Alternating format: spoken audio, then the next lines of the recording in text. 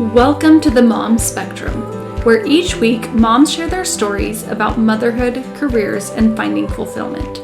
This show is to help moms feel more confident because there are a million right ways to be a mom. I am your host, Stephanie Schindler. I am really excited to release the entirety of season 2 today.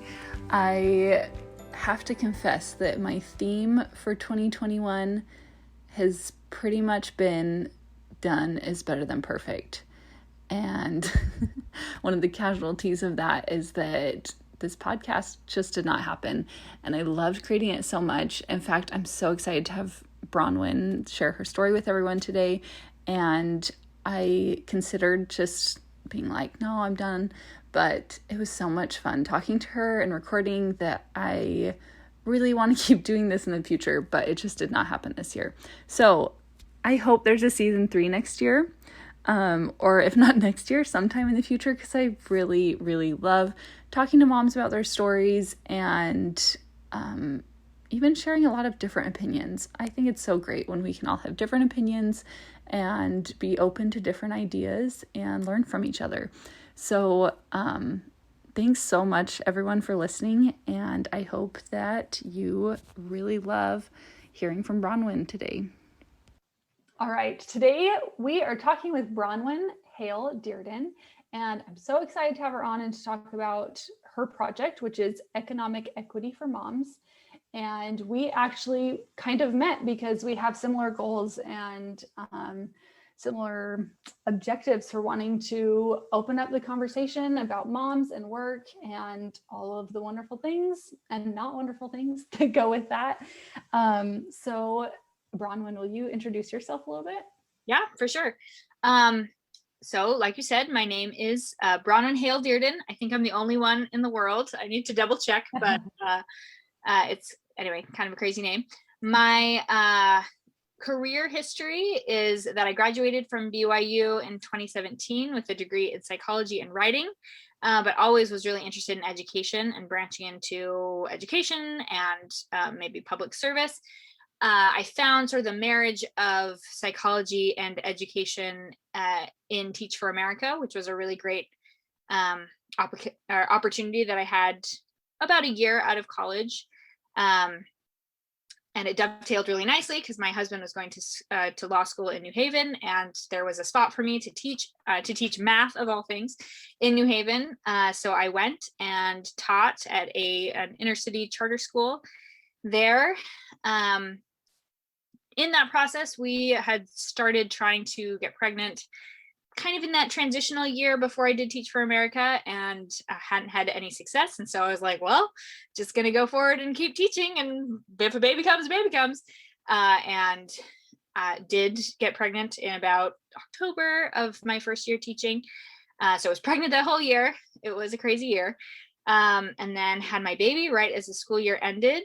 And both because I had come from a more conservative culture and society, being a member of the Church of Jesus Christ of Latter-day Saints, and just due to my own family history, my mother stayed home, my grandmother and like all 8 of my aunts and et cetera, like kind of everyone in my family had stayed home with kids. I felt a pretty strong desire to be there in person with my child for the first year. But I also loved my job, and it was really hard, but it was very fulfilling, and I wanted to find some way to do them both if I could. So I started asking like just questions to see what possibilities were out there for me. I was very lucky that my school did offer paid maternity leave, 3 months, 12 weeks of paid maternity leave. But just given how the timing worked out with when I had my baby, which was like June 30th, I would have been back to school full time in late September, early October. And we didn't have any family in the area. And so my son would have been in daycare full time at 3 months, which I know is something that a lot of moms have to do or choose to do, but I was not comfortable with. So I asked if I could go part-time, if I could teach maybe 2 or 3 classes in the morning and then be home in the afternoon. I mean, not to mention the cost of daycare would have been at least half of my salary, right? That aside. And basically just got it like a flat no from my principal. The principal was transitioning. Maybe it was if it was the principal I had worked with the year before, maybe it would have worked out, but just the way things worked out, it was not even considered. And I was basically given a full-time teaching contract in my inbox, without even a discussion of the possibility of part-time. And that combined with the short maternity leave that I was offered, which again, I recognize is very generous compared to what a lot of women get. But that led to my decision to stay home with my son. I did in that first year, pre-COVID, do some volunteer work because I still was and still am very passionate about access for lower income students and college access specifically. And so I was able to do some work volunteering and some teaching of SAT here and there, but was primarily home with my son. And then COVID hit, and basically all of those volunteering opportunities fell apart, just went away, right? As people couldn't meet in person anymore. And so I started to feel a lot more kind of empty and homebound, like a lot of us did, right? And also started doing some reading because I continued to feel kind of this angst about this decision to be home. So started to do some reading. I read The Price of Motherhood by Anne Crittenden. And in the process of reading that, got very angry about the state of motherhood in the United States, especially as she brought up, the excellent systems in place in Sweden and the EU generally, and Canada and all these other places. I just felt like if I had had more options, I would have been able to combine work and family life in a way that felt like it was faithful to my upbringing and my desires for my family, but also that allowed me to continue to access the professional sphere. And so kind of driven by that anger, I guess, and passion and the feeling that I had not gotten the opportunities that I wanted. This past year, I've started, I think we're terming it a project. I hope to turn it into an organization, but a project called Economic Equity for Moms, where I blog about these issues, and I also interview moms. You can see where Steph and I find our commonality, but I also interview moms on their work-family balance, and also the struggles around work and family, and also the policies, either employer policies or government policies, that could help them balance work and family better. And that's been really fulfilling for me, also challenging. I've learned a lot. I have built a website and learned how to use WordPress and all those sorts of things, which has been great for development. But I've also just felt really fulfilled as I've been able to bring to light issues that moms are scared to talk about, right? It's just very natural, I think, to feel like as women and mothers, like that our issues are not, don't deserve the limelight, or that we'll just deal with them on our own, or et cetera, et cetera. But really, there are women around the world who are getting better options than we have in the United States. And so I'm just very excited and passionate about informing mothers of what's possible and what we can do for mothers at all layers of the socioeconomic ladder, so that moms can spend the time that they want to with their kids and also have professional opportunities that are fulfilling and exciting to them. Yes. So that's me. I love that. Thank you so much. There's so many things you talked about that I want to kind of dive into. One thing that I just love is you talking about options for moms, and it's an interesting thing. So now I live in Canada, where it's just standard that you get a full year of maternity leave, and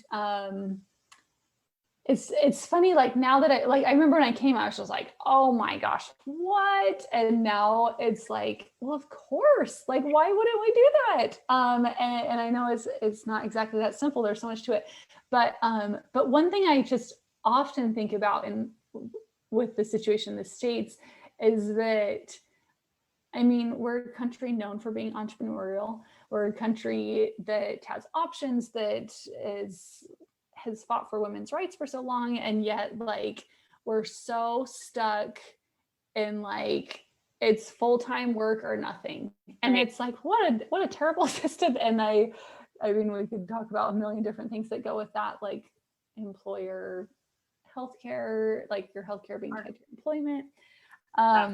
But yes, I just love the idea of options, and particularly like that can come from the government, or that can come from employers. Do you have anything you want to add about like just that the idea of like what kind of options, like what are some things you've kind of seen through your work, and what could be good options? Yeah. So it's very interesting. Currently in the US, I believe the statistic is that 17% of US employees have access to paid leave. I know, that's Crazy. so low, right? It's insane. And so FMLA is the law of the land, right? Passed in the 90s under Clinton, that allows, and again, it's got so many loopholes and so many ways for people to fall through the cracks. Mm-hmm. Like you have to have been working for your company for a year before they will offer you FMLA. It's 12 weeks of unpaid leave. So if you haven't been real good about savings, or you don't have a partner who, has a good job, it's like pretty hard to take 3 months off without being paid, right?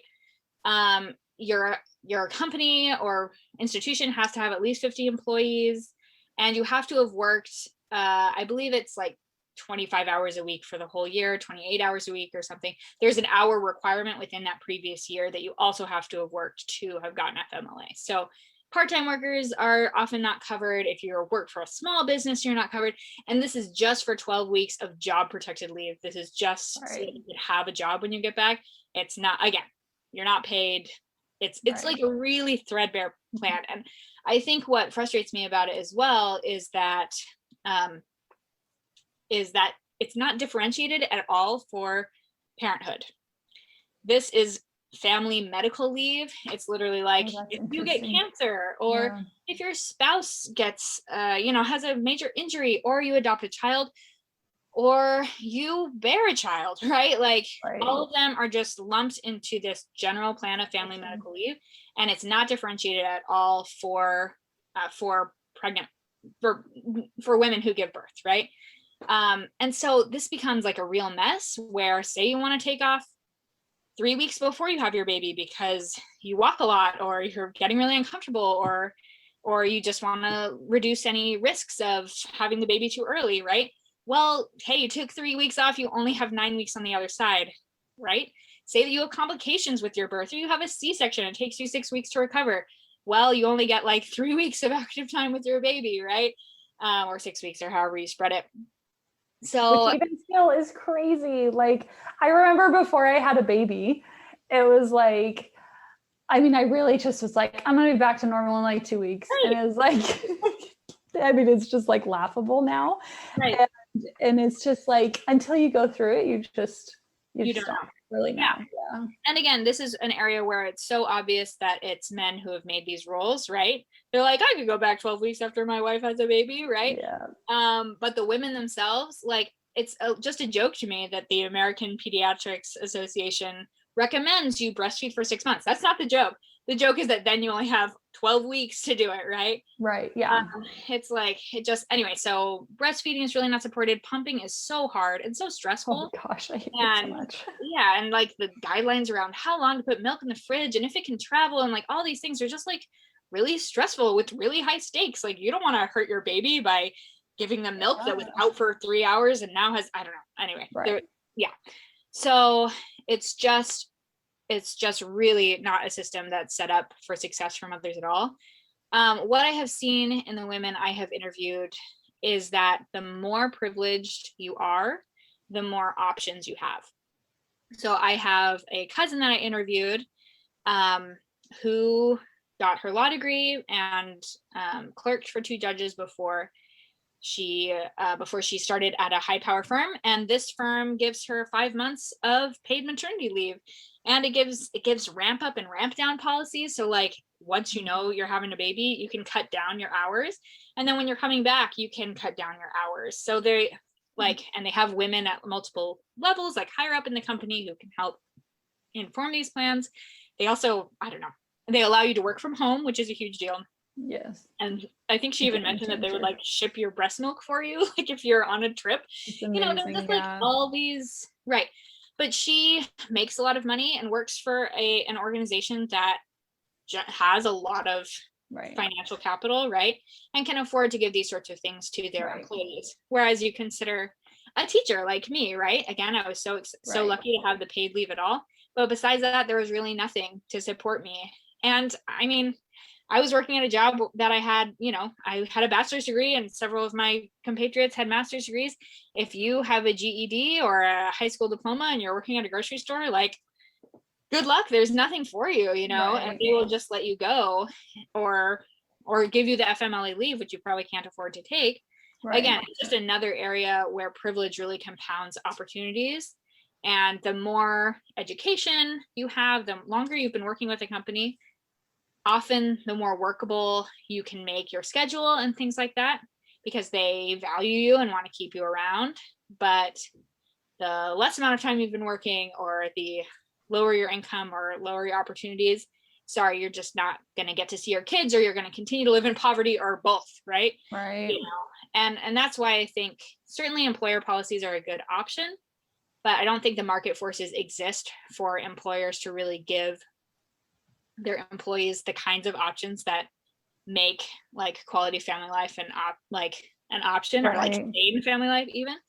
And so that's where I think the government needs to come in and not just fund maternity leave or parental leave, but also expand it to at least 6 months, and make that a possibility for everyone. Like, I worked with students who were from, you know, families with a single mother, or just low income families, and they had a lot of struggles that maybe wouldn't have been there as much if their parents had the time or space to invest more in them. Yeah. Anyway, so it makes me mad that these problems start, just affect all income brackets. But of course, like so many problems in the US, like compound in the lowest income brackets and just perpetuate inequality. So yeah, definitely. Okay, so I kind of want to ask you, like, what was your experience for your first year as a mom? Just like, not even necessarily through the prism of work, but just like, how was that? Sure. Yeah, no, that's a great question. I was actually surprised by how like at peace I was the first year. I was expecting to have more anxiety and like, about being out of the workforce. And certainly I still had some of that. I remember I had to tell myself, like, for the first 3 months, I can't even feel bad for being home because I would have been off anyway, you know, things like that. But once I kind of got into the rhythm of things, and like allowed myself to slow down, I did actually really enjoy a lot about being at home with him. I think I was like really grateful that I was able to have the breastfeeding relationship that I wanted, where I could feed on demand, where I could pump if I wanted to, and I didn't have to. I know pumping didn't work great for me. It works better for other moms, I'm sure. But so even though it was still stressful to like be his only food source, right? I had the time and the space and the energy to put into that. And I was able to do silly things. I like to cook. I was able to like make baby food from scratch, which again, lots of people don't do. I don't know if I'll do it. I'm pregnant again. I don't know if I'll do it with the second one, right? But and then I think this is a really underaddressed thing for stay-at-home moms, but I really enjoyed having the time and the flexibility to serve others in my community. Which I like my first year when I was working, I served in the women's organization in my church. And the first year I just had a lot of times, you know, I would have like the needs of local women like be brought up in different meetings. And I would be like, wow, that's really hard. Like maybe I'll call her, but I can't do anything. Like I can't bring a meal. I can't like watch her kid. You know, I'm gone from 7 to 5 every day and then I'm exhausted. Right. Whereas when I was home with my son and I was still working with the women's organization in our church, I could bring meals. I could babysit for other women. My husband's aunt said something wise about this once, where she's like, used the imagery of a string, and she just said, like, you need to have slack in the line, like you need to have some space in your life to be flexible, to do things, to help others, to et cetera, et cetera. And that has just been really, I also was, I set up things for myself to do. I was able to go and homeschool with a friend of mine who has 6 kids, who had her 6 kids at home, and that education impulse was very strong, and so I was able to go and help her 13-year-old like learn algebra 1, and help her 5-year-old learn how to read. I mean, I was not good at teaching her how to read, but I was like available. That's cool. And that, anyway, and that was fulfilling to me and helped me, like I could see that I was helping her as well, just because she had so much going on, right? And yeah, so I really enjoyed having that slack in the line that first year, and feeling like, you know what, even if what I'm doing is not as visible or not as societally rewarded, it is rewarding to me, and I can see day to day that I am touching people's lives and making an impact in my community, and what I will say, like, felt better appreciated sometimes than I did as a teacher, even right? Probably having as much or more impact as a teacher. But yeah, so that's the long and short of kind of that first year. I love that. I love just that idea, like, okay, so when you were first telling your story, I was just kind of thinking about how we have this identity before we're moms, and then you get this whole new identity, but like, it's not like your last identity just disappears. Like, you still have that drive for, I mean, in your case, for education. And it's an interesting thing too, that, I mean, for me, I think it was just like really hard, and like maybe a little bit, in my case, like a little bit of a pride thing to be like, oh, dang, like I'm not getting a paycheck anymore. And like, and obviously I like, it's not a pride thing for a lot of people. It's a paying the rent and getting Right. food on the table thing. But yeah, it's an interesting thing. And I think that it has been really kind of lost in our society, how valuable volunteering is and being a community is. And it is just so difficult to serve someone else when you're working full time. Like, I mean, exactly like you said, you work, you come home, and, wash, rinse, repeat over and over. And, but yeah, that is actually like a really beautiful part of motherhood, when you do have slack in the line. That's like the perfect way of putting it. I also think it's interesting that, like, it will be interesting to see the effect that COVID has on this situation of motherhood and working. Do you kind of want to talk about, I know we've talked off record about like what COVID has done to the kind of conversation of what's going on with motherhood in the States? Yeah. I'll do my best anyway. I do think like, obviously it brought the crisis of trying to combine work and home to the forefront, given both that parents were at home, and then probably more significantly that children were not in school or were not in daycare, right? Because we couldn't be together during the throes of COVID. And so I think it made it really obvious, women who were able to maintain that illusion of, I'm at work, I'm only at work, I'm at home, I'm only at home, which again, it's a perforated boundary. So yes, totally. But who were able to stick to, I think, the professional world's expectation that you keep your family life out of the professional sphere. Now that was impossible, right? Now they had to mute to like tell their kid to sit down, or to like get their kid out of the room, or help with remote school or whatever. So, and I think a lot of women just felt really pushed to the breaking point, right? With all that was required of them. I think what I'm a little bit nervous about is, now that things are going back to normal, that people will just be like, whew, glad I'm done with that. Good thing school's going to be open next year, and just like kind of forget what a stressful experience that was. Yeah, I will say I do think that there are some potential positives coming out of this. The first being the possibility of remote work just being much more widespread. I have a friend, for example, who just had a little baby. She had him quite earlier than expected. But she has, I believe, 4 months of leave, and she's already like, how am I going to work even 4 hours a day? Because she's going back part-time. But she is going to be able to work completely remotely. That's awesome. Which means that she'll be able to breastfeed her child while she's working, or like leave her office and breastfeed and come back. It just makes the possibility of combining work and home when children are young much easier. And so that I think is great. And that could be kind of I had a good way to say that, but I can't remember, like a artificial extension of maternity leave. If you can, work from home after your 3 or 4 months or whatever. I still don't think it's ideal, obviously.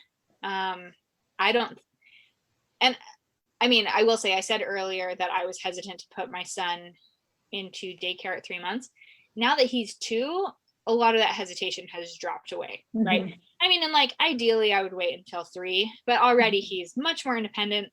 I can leave him with friends or family members while I do things, and he doesn't get really upset when I leave the room. Like he just is confident and growing into his own person and loves to play, and it's like he's ready to have that sort of experience. Yeah. But at 3 months he was not ready. He was not sitting up, totally. he was barely smiling, like et cetera, right? So I think asking women to do that, and a lot of women find other compromises. Maybe they can balance out with their spouse, or they have family who can help, et cetera. Anyway, I got off track, but that ability to stay home through remote work would minimize, I think, the discomfort of, well, I have to put them in daycare, or even if you could be home and have a nanny at home with your kid, but you can still breastfeed them, right? Or you can still like be in and out and sort of see them during your working hours or whatever. Like that all is much more livable than the strictly you are in the office, you are out of the office model. I will say again, like I was talking about earlier, that of course is only available to higher income, privileged employees, right? Who are doing knowledge work. If you're doing if you're, again, clerking at a grocery store or a manager at a retail establishment, that's not an option for you, right? Which again is why we need policy change that allows just healthier and better combination of work and home. But. Yeah, definitely. I know. It's funny, when I first started this, one of my big things was like, why is it not more widely available to work remotely or part-time? And I think, like, I hope that does change. And it is an interesting thing how, like, there's no more like, oh, I'm a worker now, I'm a mom now. Like, it was totally blended. And it's I remember seeing this thing, I'm sure you've heard this, like the world expects women to work like they don't have kids and raise kids like they don't work. And it's so true. Like, and I think a lot of it is that, of course, like a lot of these workspaces were, and a lot of times continue to be male dominated. And I think it's pretty easy for men to separate that. And it's just a lot less realistic for women in a million ways. Which kind of leads me to something else you said, like talking about like a 3-month-old baby being developmentally ready for daycare. Like that's, it's what a lot of people have to do, and it just is what it is. But I think a lot of time, like we focus a lot, and I think like there's a lot of kind of, hopefully not so much anymore, but the like bitter bickering about like what's best for your kids at that age. But I think we sometimes don't talk enough about being a mom and becoming a mom 3 months ago, and then handing your baby to someone else for 8+ hours a day. And that's like conservative. I mean, that's 8 hours if you're working straight, no lunch, and like no commute, right? Like that's who's doing that. But that's intense. And it's so, I mean, man, that transition to motherhood was just like a whirlwind. Nothing could have prepared me for that. But like, I don't know. I feel grateful that I was in a position where I did have flexibility, even just a little. Yeah. But yeah, it's just such an important thing that affects everyone. Like, it's not just moms, it affects literally everyone. Yeah. Can I say two things? Yeah, please. Well, first of all, yeah, I mean, I remember, man, my son was probably 5 or 6 months old. But I had a volunteer obligation that was a 2-hour volunteer thing in Bridgeport, Connecticut. So it was a half an hour each way. And I had a friend in our apartment complex who could come and sit with my son, and I think he napped a fair amount of the time, and like he had a bottle, like everything was fine, right? But I was so anxious leaving him, right? And I was like, felt felt a very strange combination driving down the highway of like overwhelming guilt and like wings on my heels freedom, right? Like, ah, I'm in a car by myself, it's yeah. But like, it again, I like what you said earlier about if you haven't experienced it, like you just don't know, right? um there's a book, it's about mom biology. I gotta find it and read it. But I think there are really things that happen biologically that are good things, right? It is good to have a strong bond between a mother and her children, and a father and his children, right? Yeah. I'm not trying to cut dads out of the picture, Right. but again, and sorry, this goes back a little bit further, but I think men are able to separate from work and home because there's still like such an built-in uh, belief that women are going to take care of it, right? Or that it's women's responsibility or obligation to take care of it. A responsibility that many women are pushing back against, right? Or there's a big movement to like incorporate, like be really 50-50 in your partnership, and that's something we can talk about. But I think what's hard for women when they have those full-time expectations at work is that if they're not taking care of it, who's taking care of it, right? Like, as trendy as it is to have a stay-at-home dad, like that's not a situation most women find themselves in, or that most dads Right. are really that interested in. Yeah. And so it means a lot of times women are responsible for hiring the help, whether that be a nanny or finding the daycare or whatever. And if they're not 100% like happy and confident with those decisions, that may be a source of mom guilt, right? Anyway, so again, if we're able to find these more flexible or part-time options, or work from home or whatever, I think it will really, people often, and I've heard it on podcasts, like moms talking about their mom guilt and being like, I know it's so dumb, but I have this mom guilt, right? And it's like, I don't know, I don't think it's dumb. I think it's like a feeling that we should listen to, and like honor, right? A lot of times women are crucified for being like too emotional or too, caring too much or whatever. Those things are good things, right? That's why we still exist as a species. Right. And we shouldn't want to sever those ties.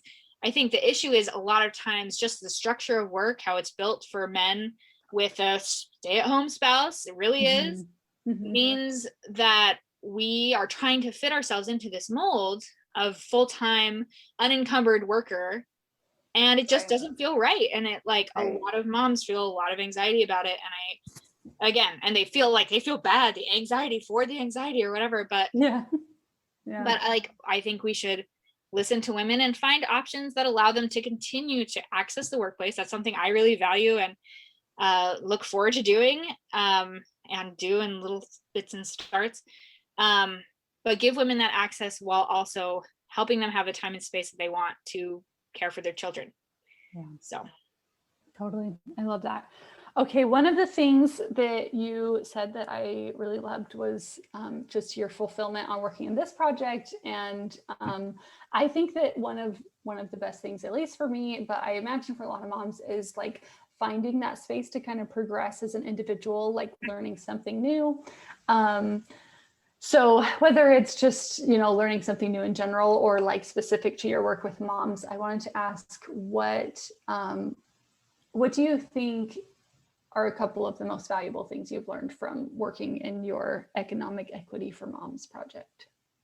Yeah, that is a great question. There are definitely things that I've learned, and then I think there are other benefits that it's also brought me. So I'll talk about both those things. One is just like the technical skills, and I'm still bad at it, but like that I even know anything about it is a way big step from where I was, of creating and managing a website. That's scary, but like I was able to build a website that I'm proud of, and like I know how to publish blog posts. Still learning about SEO. I'm like not good at that. But that's all been like, hey, hands-on technical skills that I can for someone else or list on a resume or whatever. So I love that.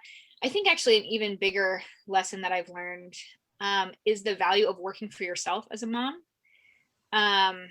I was able to do a business class again through my church, where we met every week and talked about building a business. And it was actually, by the end, some people had dropped out, but by the end, it was all women in the course, all moms who were basically side hustling, right? Mm-hmm.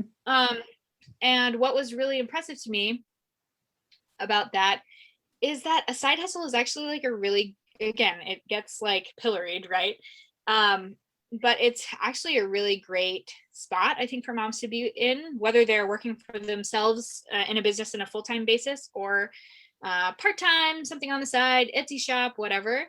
Like a lot of moms do this because the work options that are available are not feasible with the kind of family life they want to have, right? And so seeing that like actually got me really excited that like, oh, this is a way women can keep accessing or participating in the workplace or the economy while not sacrificing the work-life balance they want in the time with family that they want. I will say I'm definitely not making any money with my right now, and I don't know how I would transition it into something profitable. That's down the line a little bit. But just seeing that I could kind of generate fulfilling content and opportunities and work and connections on my own without having to rely on a network that was already set up for me by a company or a school or whatever has been very very empowering. And then that's probably just the last benefit that I've had is just the impetus and opportunity to connect with other women on social media, with friends about an issue that I really care about. I think it's helped me also to, people say that your brain, like, you're not using your brain if you're being a mom, and we could talk about that another time. I don't think that's true, obviously, but I like intellectual spheres and politics have always been very interesting to me. And so I have really enjoyed being able to like having an impetus to educate myself on family policy, to read books, to drill into articles about such an important and I think underserviced topic.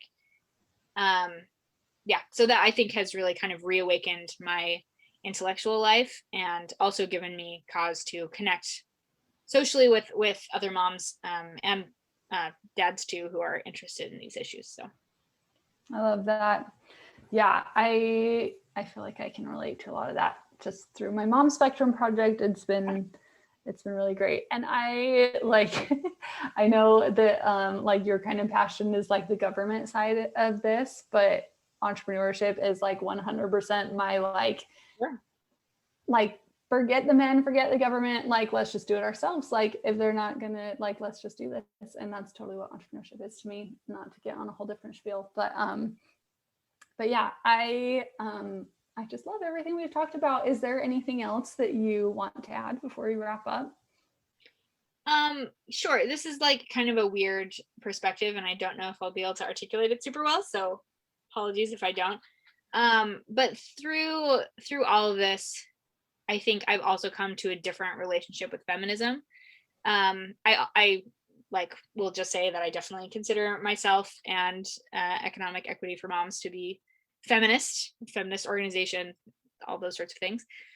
But I have been disappointed in how I think mainstream feminism treats stay-at-home moms or the choice to value childcare and child rearing.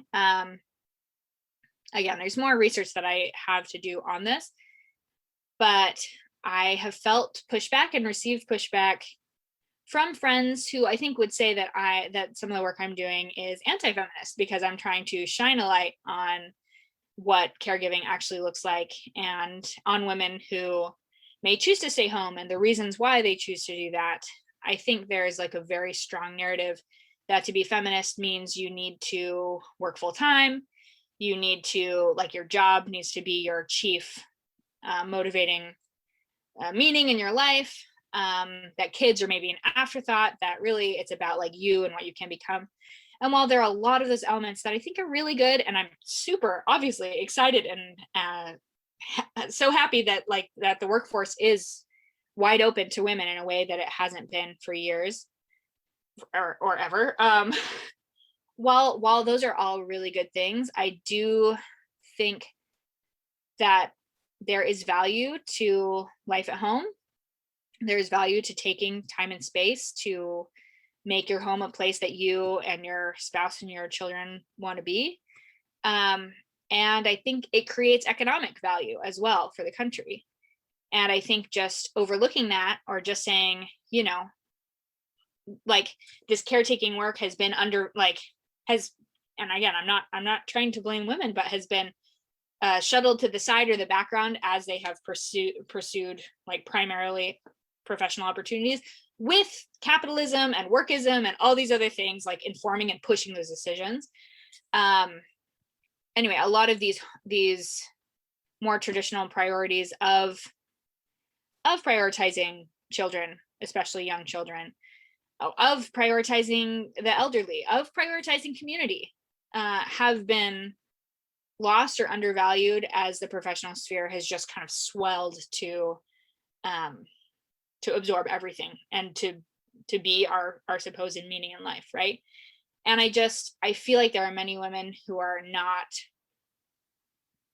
who maybe are afraid to say it, but are not fully content with like work being their raison d'etre, their like reason for living your life, right? Or the main thing that they're supposed to think about or dedicate all of their time to. And I mean, men too. I definitely would invite men into this conversation. Also, if there are anyone who want to talk to me, please like look me up.